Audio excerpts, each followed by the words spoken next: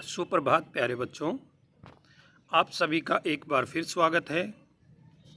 रचना के आधार पर वाक्य भेद में रचना के आधार पर वाक्य के 3 भेद होते हैं: सरल वाक्य, संयुक्त वाक्य और मिश्र वाक्य। मिश्र वाक्य का ही एक जो आपने पढ़ा होगा उसमें एक उपवाक्य होता है और एक प्रधान वाक्य होता है। जो उपवाक्य होता है वो आश्रित उपवाक्य होता है।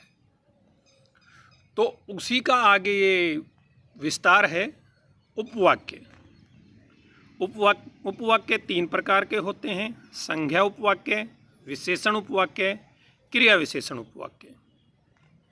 तो अभी हम पढ़ेंगे संज्ञा उपवाक्य के बारे में। जो उपवाक्य वाक्य में संज्ञा का काम करते हैं, यानी कि पूरा जो वाक्य होता है वो एक प्रकार से संज्ञा यानी कि एक नाम बन जाता है, वे संज्ञा उपवाक्य कहलाते हैं। संज्ञा उपवाक्य से पहले याद रखें की का प्रयोग होता है। की का प्रयोग होता है। उदाहरण देख लीजिए, मैं चाहता हूँ कि तुम डॉक्टर बनो। तुम डॉक्टर बनो, ये एक तरह से एक नाम दे दिया गया कि आपको डॉक्टर ही बनना है। यानी कि ये पूरा जो उपवाक्य है ये एक आपके जो आपको जीवन में जो व्यवसाय अपनाना है, जो प्रोफेशन अपनाना है, उसका एक नाम हो गया। इसीलिए ये क्या है, संज्ञा उपवाक्य है। ठीक है।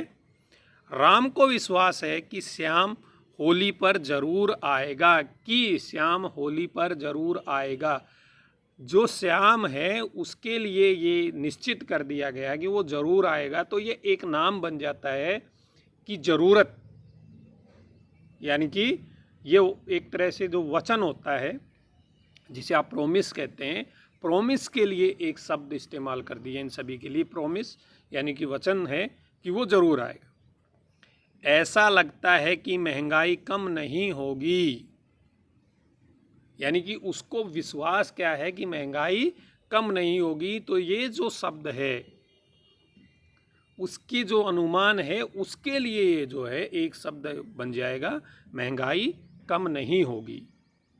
उसी तरह गांधी जी कहते थे कि हिंसा नहीं करनी चाहिए, यानी कि गांधी जी का जो विश्वास है कि हिंसा नहीं करनी चाहिए, उसके लिए एक पूरा उपवाक्य है ये। उनके विश्वास को क्या एक उपवाक्य क्या है उनके विश्वास के लिए, इसको इस विश्वास कह सकते हैं आप। पवन ने कहा कि वह दिल्ली जाएगा, यानी कि पवन के कहने के लिए पूरा एक उपवाक्य है। ये इसी के ऊपर डिपेंड है कि वह दिल्ली जाएगा। ठीक है, आशा है आपको समझ में आया होगा। दूसरा आप देख लीजिए, दूसरा होता है विशेषण उपवाक्य। विशेषण उपवाक्य जो उपवाक्य मुख्य वाक्य में संज्ञा, सर्वनाम, पदबंध की विशेषता बताते हैं उन्हें विशेषण उपवाक्य कहते हैं। यानी कि ये पूरा उपवाक्य दूसरे की जो है क्या है विशेषता बताएगा। जैसे जिसने कार्य नहीं किया वह खड़ा हो जाए। तो जो बच्चे खड़े हो रहे हैं उनकी क्या विशेषता है कि उन्होंने कार्य नहीं किया है। जो आदमी पढ़ाता है वह अध्यापक होता है। तो अध्यापक की क्या विशेषता बता दी उसने, जो आदमी पढ़ा रहा है। उन अंकल को बुलाओ जिनके हाथ में बैग है, यानी कि जिस व्यक्ति को आपको बुलाना है उसकी एक विशेषता क्या है कि उनके हाथ में एक बैग है। वह साइकिल कहाँ है जिसे आप कल लाए थे, यानी कि कौन सी साइकिल बच्चा मांग रहा है जिसे उसके पिताजी या जो भी उनके रिलेटिव्स हैं जो कल लेकर उसके लिए आए थे, उसकी जो पहले से थी वो नहीं लेके आनी है। जिसे आप ढूंढ रहे हैं वह तो चला गया। जो चला गया उसकी विशेषता क्या है कि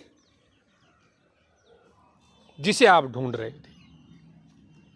ठीक है, तो ये एक तरह से एक ही शब्द बन जाता है, ये विशेषता बन गई उसकी। तो इसे वह कहेंगे हम विशेषण उपवाक्य।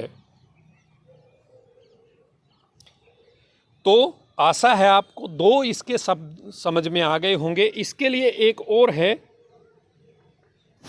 आप ध्यान से देखेंगे तो ये देखिए, जैसे जिसने, जो, जिनके, जिससे, जिसे, यानी कि ये क्या होते हैं, ये संज्ञा के लिए इस्तेमाल किए जाते हैं, संज्ञा या सर्वनाम के इस्तेमाल किया जाते हैं, जिसने, जो, जिनके, यानी कि ये सिर्फ गुणों के बारे में बताएंगे। तो ये थोड़ा सा एक आइडिया हो जाएगा आपको कि इसको आपको पहचानना कैसे है।